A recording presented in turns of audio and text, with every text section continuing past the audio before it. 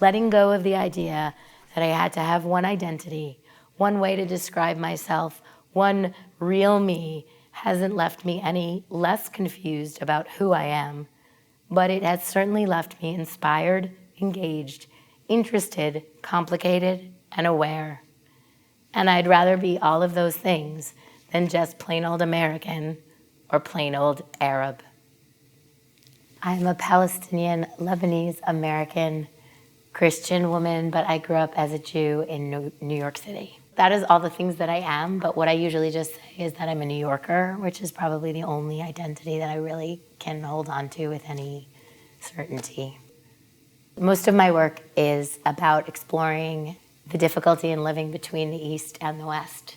To me, Palestine has never actually been a real place, in the sense that my father's family left Palestine in 1947, and they went to Egypt. Well, they had another house in Egypt, so they just moved. My mother's family is Lebanese. My father's family then ultimately went to Lebanon. So the only place in the Middle East I've ever known intimately is Lebanon. I was born in 1974, so my entire childhood was the Lebanese Civil War. And I grew up in America, so being from Beirut was probably the worst possible thing I could have been. I didn't even approach being Palestinian as a little girl because it didn't mean anything to me. And it was only my father who kept saying he was Palestinian, and my brother would repeat it, but I didn't know what it was. So when I started to understand what it was to be Palestinian, I really became very confused and very lost, because you're given this identity that carries so much weight, and you don't want to deny it, but you don't know what to do with it. In 1992, I went on a family trip to Palestine. It was my father's first trip back there since he left in 1947. We went all over the West Bank, and we went to Gaza. And when I actually saw Palestine and felt my own heartbreak and both my disconnection and my connection to the people and the place, I essentially, in a very teenage way, because I was 18 years old, I sort of had a breakdown. I had an eating disorder at the time. I was anorexic. I didn't know how to express my emotional reaction to the experience, and so I wanted to suffer the way that Palestinians were suffering.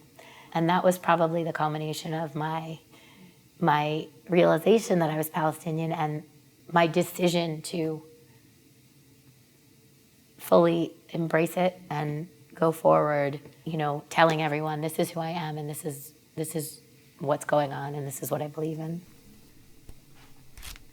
My play, Palestine, initially evolved out of a journal entry I had written after my father passed away in 2003. I wrote about this trip to Palestine.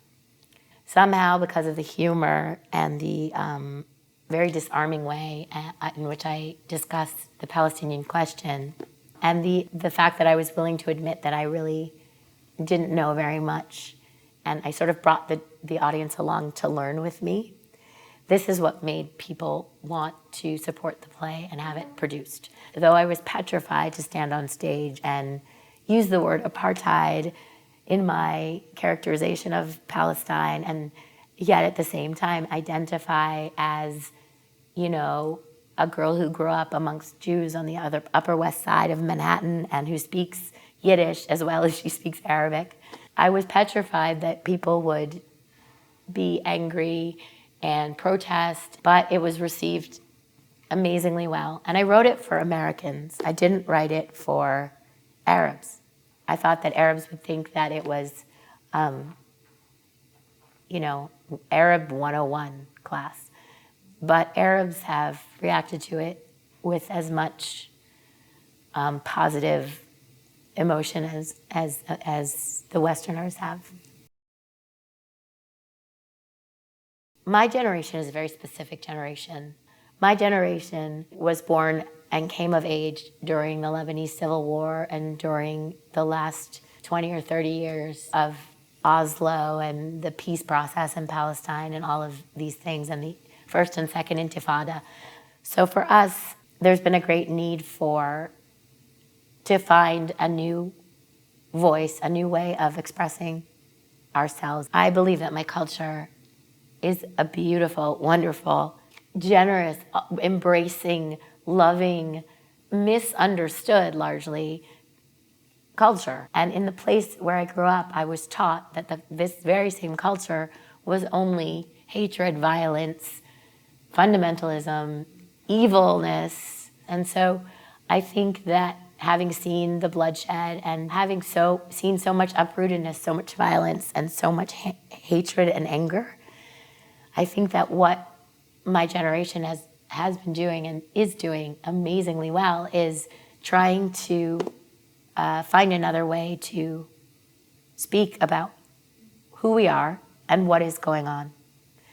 And that is through art, music, cinema, literature, theater, dance. And it's incredibly inspiring because I feel like we have a very specific energy and a very specific life force that is driving us and is actually starting to make a difference, because I think the whole world is tired of violence and anger and fundamentalism and misrepresentation.